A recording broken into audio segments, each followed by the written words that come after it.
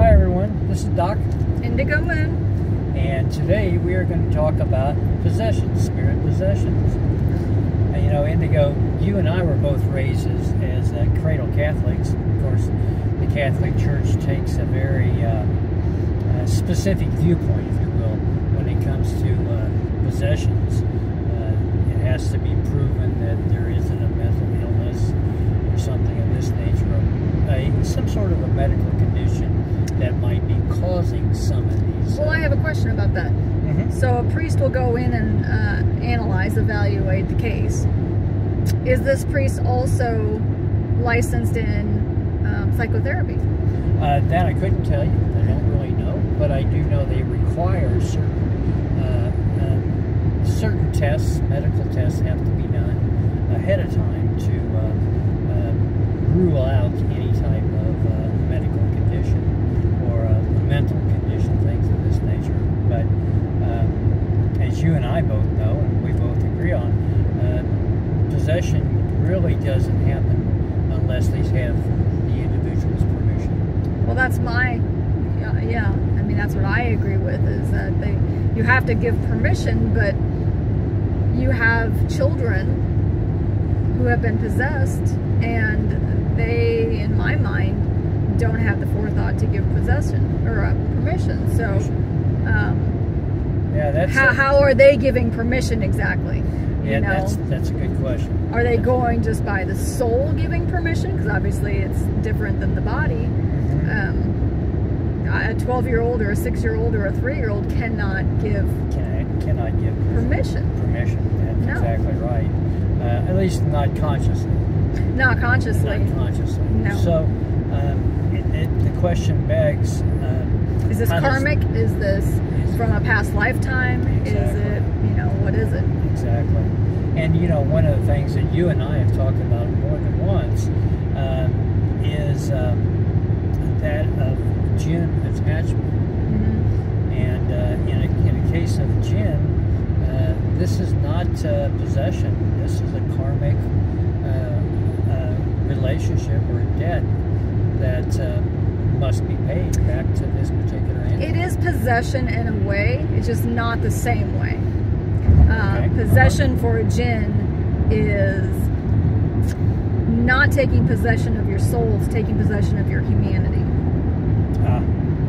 And it can be over lifetime after lifetime, whereas the possession, or if we're talking about the devil taking your soul, it claims it after that lifetime. Yeah. Supposedly. According to the Bible and the church.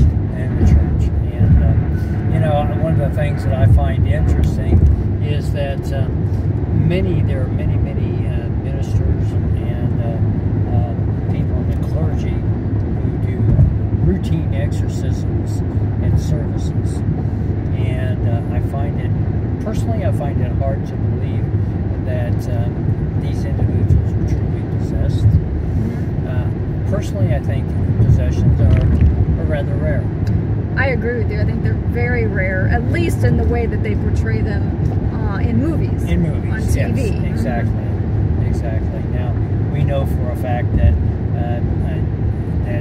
entities can attempt to take over your life, control your life, for usually not very good purposes. And we know of an individual who has succumbed to that particular kind of a situation.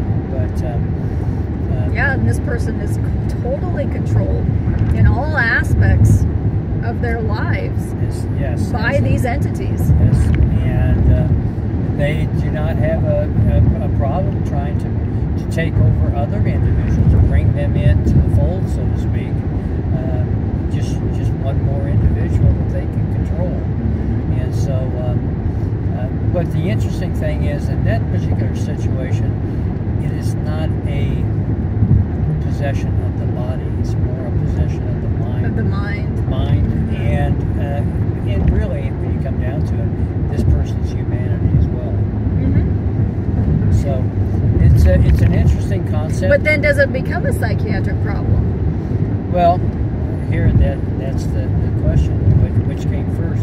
Which came first, the chicken, psychiatric problem or the possession? Or the possession. Or the entities. Yeah, or the entities, yes, without question. I have to say that my personal feeling is that the mental problem was there to begin with. These entities saw a weakness, an opening, and they exploited it, and this person has agreed to allow them to take over their life. And it's a sad situation because we see what has happened to this person. But unfortunately, this person is perfectly happy. Right. And this person gets rewarded a lot. Yes. Through these entities, which keep them attached to this person. It not only keeps them attached, but they continue to use him. He agrees to continue fulfilling their purposes, doing what they want. And usually it's not for the benefit or the greater good of someone else. It's usually to try to harm others, create havoc in their lives as well. So it's an interesting concept. If any of you out there have had any experience with possessions, or know of anybody who's been possessed, please or know of anybody who's had an exorcism done. Yeah, please put down your comments. Please subscribe and share. We'd love to hear from you, see what you think, see what your position is. Personally, I believe that possessions do occur. To say that they happen the way that they happen in like the movie The Exorcism, I do agree that in rare instances, they can manifest themselves in a way, an extreme manifestation like that. Exactly. But to say that happens on a day-to-day basis, I really doubt very seriously if that does happen. Now, I will say this much: you and I have had experience here of late of entities trying to attach to us, and we have to question whether or not these entities are trying to possess us, particularly mentally, or I don't know if it's possession. I think it's control. Control. That's a good word. And they're in the, it's in the verbiage. I don't think it's a possession, because again, I do think you have to give permission, and I think it has to be very obvious permission. Obvious, yes, yeah, I think so. Or you agree to give in to them to get something from them. And in their minds, that's the same as possession. Right. So I think permission. For these, it's about control. Yeah, I agree. I would controlling agree, your actions, controlling your prosperity, controlling... in many ways, controlling your thoughts. Your thoughts. Absolutely, controlling your thoughts. And they can wreak havoc in your life if you allow that to happen. Yeah. So... but as I know, these things come on so slowly that a lot of times you don't even know what's happening. You don't even notice the little subtleties that are taking place. Exactly. It's such a slow, creeping type of control that... it's almost like boiling the frog. You put the frog in cold water and you turn the temperature on. They don't even know they're boiling. Right. Exactly. Because it's such a gradual thing for them. It's such a gradual taking over. And before you know, now you've given permission. Exactly. And I think that's where a lot of possessions start, is in control. And it just happens so gradually that you actually do lend your permission, and now you are possessed. Yep, could very well be. The interest, it brings up the thought in my mind that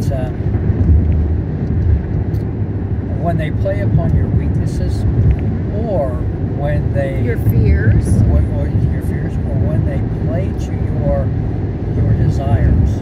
oh yeah, that's even worse. When they play to your desires, and they start by slowly giving you what you want, telling you that you're going to get what you want, that you're going to have even more than what you dreamed of, you begin to believe them, you begin to trust in them, and over that slow period of time, the next thing you know, you've given that permission, and now they're controlling everything. Or they've given you something, and then all of a sudden take it back. Take it back.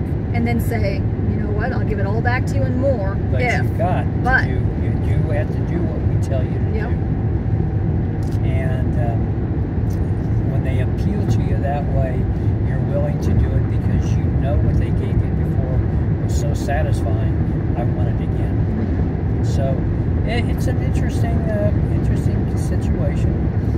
If any of you out there have comments or anything you'd like to say about this, please let us know. And please subscribe and share. We'd love to hear from you. Do you have any other thoughts, Indigo? No, I think that is it. We enjoyed doing this video for you. And again, like and share and comment. And we will see you again next time. Bye-bye. Take care.